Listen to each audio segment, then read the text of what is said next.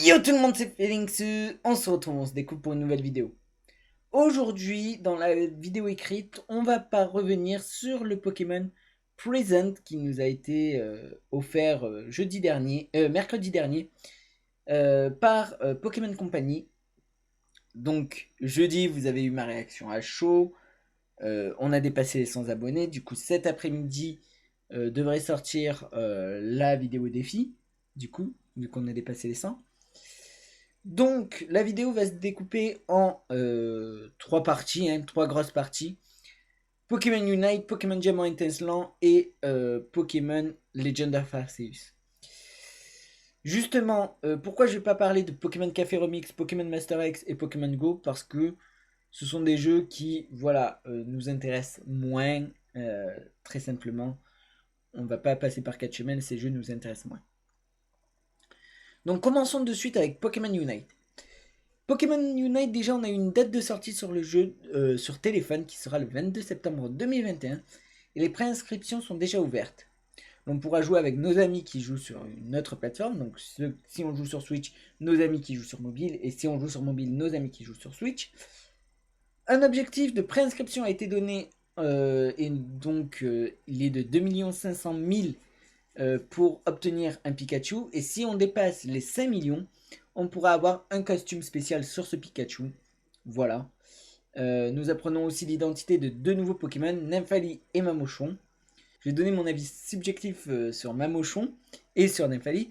Mamochon aurait l'air d'un Pokémon défensif qui tape fort sur le physique et qui serait de type complet ou défensif, ou défense, hein, mais à l'image d'un Ronflex, je le verrai bien. Et Nymphali, quant à lui, a l'air d'être un Pokémon jouant à distance qui serait efficace sur le spécial, du coup qui serait soit attaquant, à l'image d'un garde-voire, ou vitesse. Concernant Pokémon Diamant Étincelant et Perle Scintillante, donc on a appris de nouvelles choses, les features qui étaient dans Pokémon Diamant, Perle, Platine sont remises, que ce soit la personnalisation des Pokéballs, les concours, les souterrains. Et donc ils vont rajouter aussi la personnalisation des vêtements. Bon, ça après, est-ce qu'ils auraient pu l'enlever?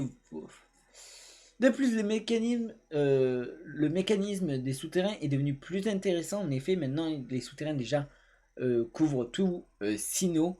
Et donc, il y aura des Pokémon qui seront exclusifs en souterrain et des Pokémon donc exclusifs à l'extérieur. Et ces Pokémon vont varier selon comment on alimente la base secrète. Ça veut dire qu'on pourra avoir la base secrète avec des statues de Pokémon eau, ben on trouvera des Pokémon eau avec des statues de type feu, de Pokémon de type feu, on aura des types feu et ainsi de suite. Le jeu sortira le 19 novembre 2021 et une console à l'effigie de Jelga et Palkia, les deux légendaires, sortira le 5 novembre 2021. Pour Pokémon Legend of Arceus. Alors, Pokémon Legend of Arceus se déroule dans la région d'Issui, donc qui est la région de Sinnoh d'antan, donc d'une époque féodale. À cette époque, les humains et les Pokémon ne s'entendaient pas forcément et donc il n'était pas rare que les Pokémon s'attaquent directement aux humains. On aura la possibilité soit de capturer discrètement le Pokémon, soit de le capturer de façon plus classique en le combattant. Votre dresseur pourra donc finir par être mis KO par les Pokémon sauvages, et oui, puisque vu qu'ils sont plus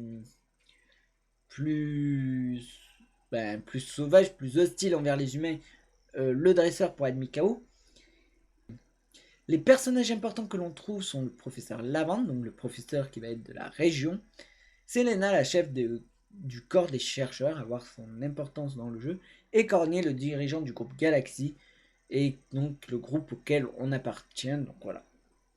D'ailleurs, chose importante, c'est que le Pokédex, lui, est mis à jour avec les informations requises, et de plus, le Pokédex a comme des petites quêtes en fait, et du coup, ce qui va être peut-être plus intéressant que de le remplir tout bêtement. Dans ce Pokémon, il n'y aura pas la quête classique des badges, mais des ordres de mission à effectuer. On oublie aussi le style de combat au tour par tour. Là, il y a un ordre de combat où vous pourrez par exemple effectuer plusieurs attaques avant l'adversaire. Cet ordre est défini par la vitesse et les capacités du Pokémon. Les capacités peuvent être déclenchées de deux manières différentes. Style puissant qui augmentera la puissance de l'attaque au détriment de la vitesse malheureusement. Et le style vitesse qui va inverser donc où la vie donc vous allez taper avant votre adversaire mais la puissance sera moindre. Vous devez présenter plusieurs fois le Pokédex afin qu'il soit mis à jour avec les informations requises. Ça c'est bien parce que ben du coup on n'a pas le fameux Pokédex qui se remplit automatiquement hein, puisqu'on est au féodal. On va devoir retourner plusieurs fois pour qu'il se mette à jour. Alors est-ce que ça va être pénible? Est-ce que ça va être bon? Je ne sais pas mais pourquoi pas, ça peut être un bon style. Donc on sait aussi qu'il y aura de nouveaux Pokémon et des formats issus. Style Serbiline, qui est l'évolution de Serfou, qui sera de type normal et psy. Paragruel, qui est l'évolution de Barcantua, qui est eau et spectre. Guerriel 18 de type vol psy et Caninos 18 de type feu et roche. Le jeu sortira tant qu'à lui le 28 janvier 2022. Voilà pour tout ce qui était à dire. Alors, mon ressenti sur chacun des points. Pokémon Unite, ça continue à avancer petit à petit. Hein. On sait que Tortank devrait pas tarder à sortir. Après, il y a Nymphali et Mamochon qui ont été leaks, donc voilà. Concernant Diamant étincelant et Perle scintillante, j'ai déjà précommandé et on le fera en live et en vidéo. J'ai hâte de découvrir un peu plus les souterrains, de découvrir la personnalisation de Pokéball, parce que malgré que certaines disent on s'en fout et tout ça, moi c'est une facette que j'avais bien aimée, qui était plutôt fun à faire. Pokémon Legend of Arceus, j'ai hâte de le découvrir, bien évidemment on le fera en vidéo et en live euh, et, euh, et voir ce que ça va donner. Le style de combat, je suis pas trop fan, mais après à voir ce que ça va donner, autant c'est juste un ressenti et c'est tout. Et tant qu'à la vitesse d'exécution de l'attaque, tout ça, bon, voilà. Hein. Je suis pas fan du style de combat. Après, je suis fan d'un truc, c'est que les Pokémon vont attaquer directement le dresseur. Et donc, on va devoir envoyer la Pokéball soit pour le capturer, soit pour l'affaiblir. Hein, mais voilà quoi. Ça, c'est un truc que je kiffe parce que on dirait qu'en réalité, les Pokémon vont attendre qu'on les capture ou qu'on envoie notre Pokémon avant de nous attaquer. Enfin, ils vont attaquer et ils vont attendre qu'on envoie notre Pokémon. Non. En réalité, si les Pokémon seraient réels, on le voit très bien dans l'animé. Les Piafabek, ils ont attaqué Sacha en troupe et, et Sacha, il a pas rien pu faire, quoi. Donc voilà. C'est tout pour cette vidéo. J'espère qu'elle vous aura plu. Si c'est le cas, n'hésitez pas à liker, à vous abonner, à activer la cloche des notifications. C'était Feelingsung. Moi, je vous dis à la prochaine.